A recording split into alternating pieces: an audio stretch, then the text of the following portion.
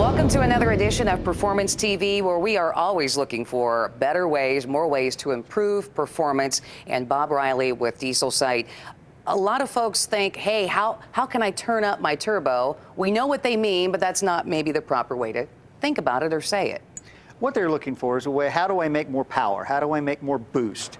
And to make more boost out of a turbo, we generally have to generate more RPMs. That means we need to dump more fuel into it. Problem with dumping more fuel is then we spend too many RPMs and maybe we're overcharging a turbo. Heat, head gasket issues, boot problems, everything else. So what we decided to do was go about it a different way, and how do we make the average guy's turbo, give them what they want, but do it in a way that makes things safer and things live longer. So back in '99, when you got started on all of this, you came up with the concept for the Wicked Wheel. Yeah, the stock turbos had a problem with compressor surge, what we called it. When the people would put chips on it or they'd tow, you'd hear like a chatter out of the turbo. That was really hard on the turbochargers, and it was bad for performance.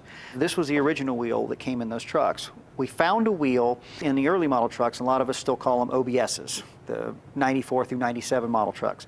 And this wheel was an OEM wheel in that truck. It handled surge better, so we used it in the late model trucks, and we wanted to create a cool marketing name for it, and somebody thought it looked wicked, so we called it the Wicked Wheel. And have taken the Wicked Wheel all the way to billet. First of all, I can't believe how light this is. I mean, we're talking billet, but with the CNC and everything, and with less weight, hey, we're talking about things are going to move faster. Going to billet gave us the ability to reprofile the wheel completely.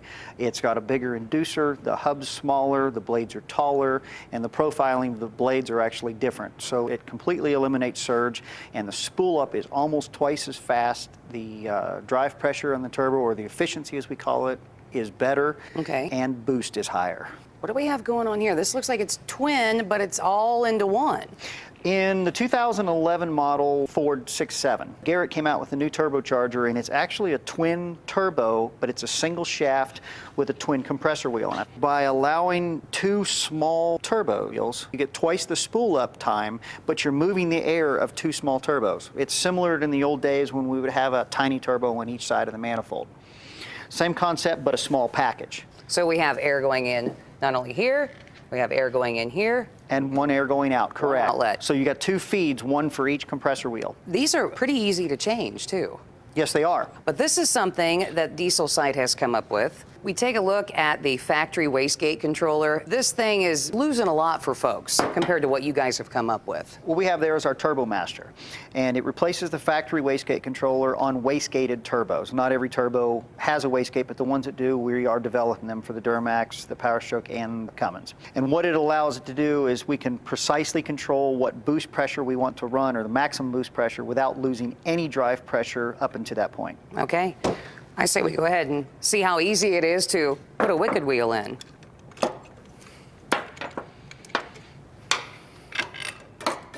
Everyone's going to be a little bit different, but for this one, we only have the one nut down here on the bottom. In addition to the Wicked Wheel, you've developed some pretty cool stuff. Yeah, we've developed a new line of compressor hoses. They're the turbo boots that everybody's used to seeing on their trucks. We make them for all the different models of diesel pickup trucks. What makes ours special is the factory boots are basically just a layer of silicone with a polyester fiber in the middle of them.